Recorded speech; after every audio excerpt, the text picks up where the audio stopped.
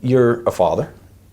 Do you view that with any compassion now that maybe you didn't back then because of all the reasons we talked about? But is it different? Would it be different watching it now if I were to play it for you than it was then? He's dead. And what I feel, understand something. An accident is a little kid walking out in the street and you run over him. That's called an accident. What I did to Eric, I did on purpose. I couldn't apologize for that.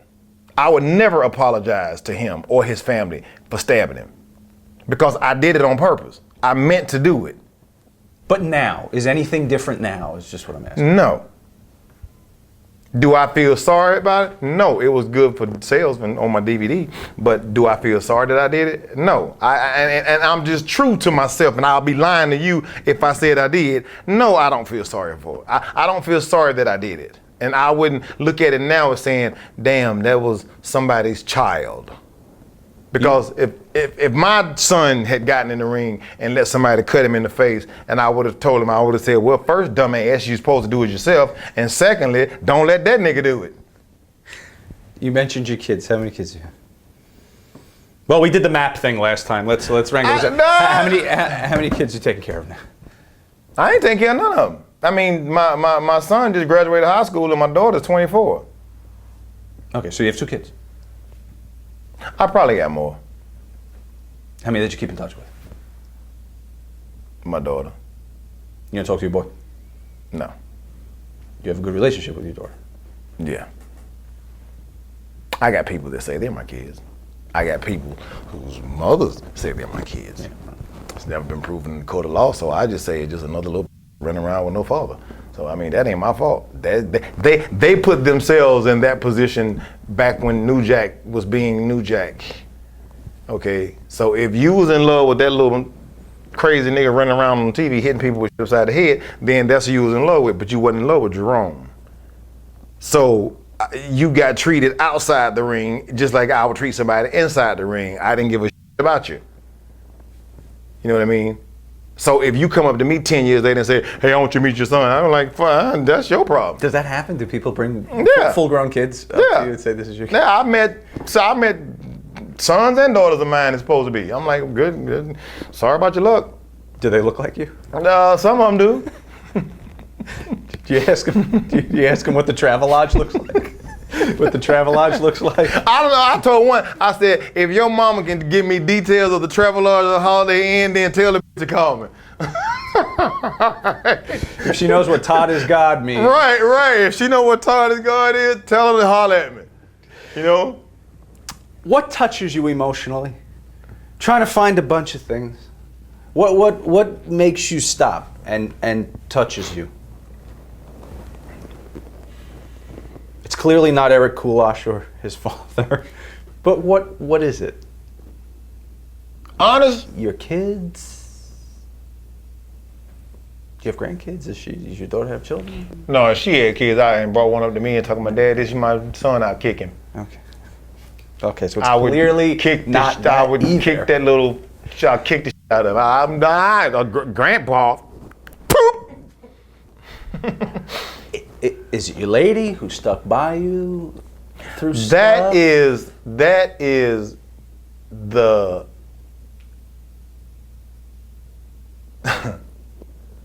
wow. That was cheap. We went where I needed to go. That was cheap. That is the weakness that I have. She is. But she's not my weakness in a bad way. It's just to put up with me and some of the things that I put her through. You know what I mean? That right there is enough for me. That broke me down. But I think it's a good thing. Yeah. I wouldn't look at it as a negative. But I mean, like I said, that was cheap because you found a weakness. Oh, that makes me bad? No, it makes me, now people know my weakness. I got allergies. But because of the that I have put her through, and for her to come back and say that you know, you're still my man. And, you know, I will still work with you through thick and thin, regardless of, you know, that's my breaking point right there. That's like, I love her to death, you know what I mean? And that will make me kill you over her, okay? And she knows me, you know, not New Jack. She knows me. And that's what means more to me than anything. You got me on that one. Touche. We know you a little too. We know you a little too now. Do you read? Man. What do you read? And they're going to sell this on TV. Oh, yeah, I cry, man.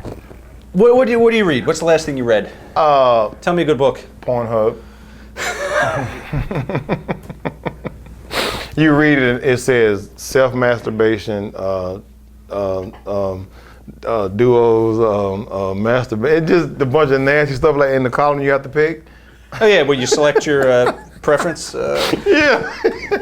Okay, let's move on. What's on your iPod? What are you listening to these days? I don't. You know what? You don't really listen to gangster rap, do you? All this gangster shit aside. What do you listen to? Honestly, What do you put on at home? Sade. I listen to Sade. I'm old school. If I listen to rap, I'll listen to Scarface. I still listen to Tupac. Because they tell stories in their rap. It ain't just all about, I got this, I got that, and I'm blinging and all that silly shit. They tell stories that I can relate to. You know what I mean? And my girl, she keeps me supplied with Scarface, the best of, you know what I mean? You know, I mean, Cuba just, she makes sure I got some, Papi, you know. So, cause she know I'll rock that in a minute, you know what I mean? But the new shit is out, I don't listen to it.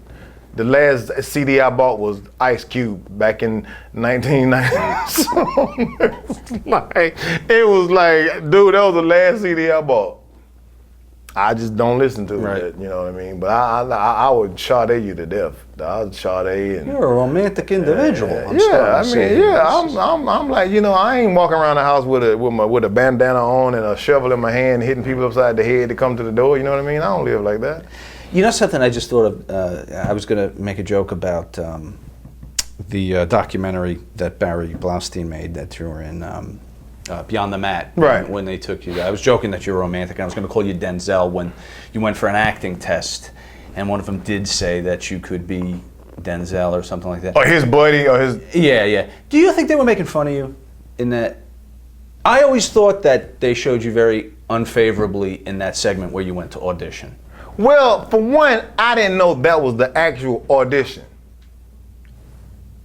When they took you in, what did they say?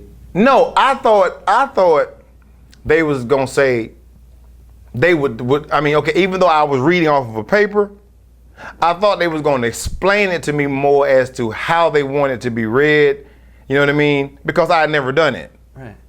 Oh, so they gave it to you as a cold read first time you saw it, and then taped that. Yeah, and it actually showed me swallow like, and then I read it, and then he was like, "Okay, thank you. We'll be in touch." So when I went back, I said, "Was that the audition?" Right. He was like, "Yeah." And then I was like, years later, when I did like another shoot, I said, "If I would have known now, then what I know now," I said, "I'd have read it like this." Yeah, motherfucker, you know, like that. I was like really, really been in the character. You know what I'm saying? Because I didn't know that they were really. That was the audition.